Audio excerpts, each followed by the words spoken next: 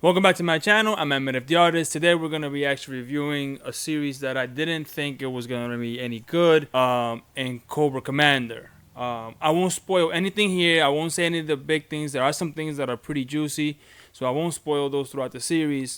This is literally just a quick glimpse of the overview of the world that Skybound has created and how it's tying all in. I will tell you this. If you didn't know, it is actually it's integrated with the Energon universe, so it's together. So, but G.I. Joe has always been sort of, in bed with Transformers. So G.I. Joe and Transformers always went back and forth. So, before we go further, please take the time out to hit like, subscribe, share this video, comment down below. It's very important to the channel and myself for the growth of the channel, right? But anyway, let's get into it. Listen, I won't spoil anything. I hate those channels that they tell you almost pretty much what happens at the end, right? They show you it, and this is how. No, we're not doing that. I'm strictly here to tell you this surprised me because with Transformers, and I did a video on that one. Check that one out. I'll link it down below. It stays. It's like they get the characters, right? They get who Cobra Commander is, right?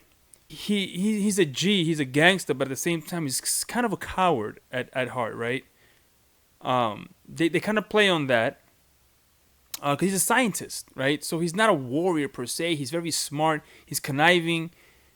He's the Starscream of the G.I. Joe universe, right? And so, but he's also the Megatron, right? At times. The cool thing is, this book oftentimes, in the series oftentimes, plays as a horror, right? As a horror book.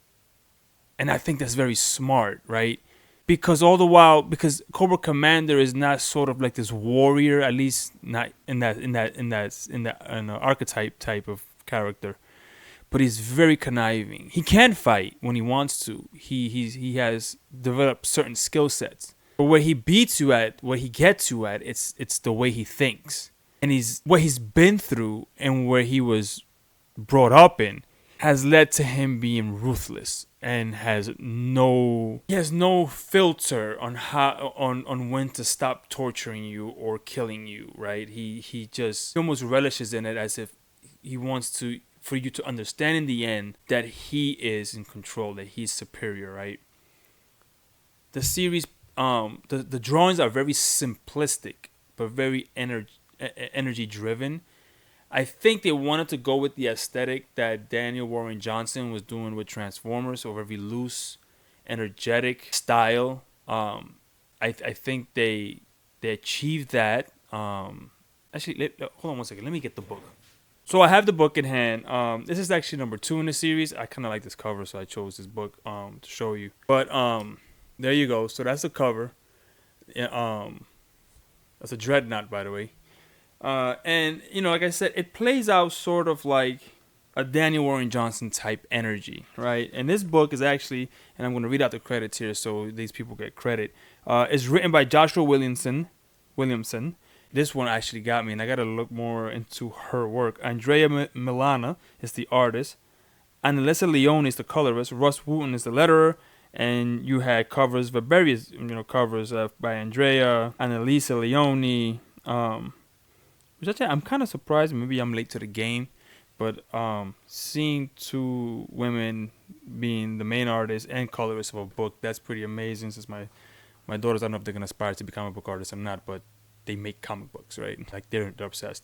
But yeah, so the book plays out a lot like a horror, a horror book. And as Cobra Command, as you follow him, you get to see him in these places.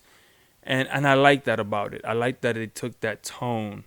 I'm excited to see where this goes. I'm excited to see how they're going to integrate it into the Energon universe. And I want to see all of that play out. And I hope that they do well enough that they keep this license for many years to come. Because I really want new characters. I want new worlds. I want, them to sort of take these properties into the next level and probably even make live action movies based off of these stories, these books. We've seen the other stuff before. We know where that goes and where that's been. We'd love to see new characters, new storylines that these books maybe propagate and come out into the world of movies or shows or something like that, right? That'd be interesting. Let me know in the comments below. Do you like the series so far? Do you like where it's going? Do you like the art direction? Comment down below. And as always, see you in the next one. Peace.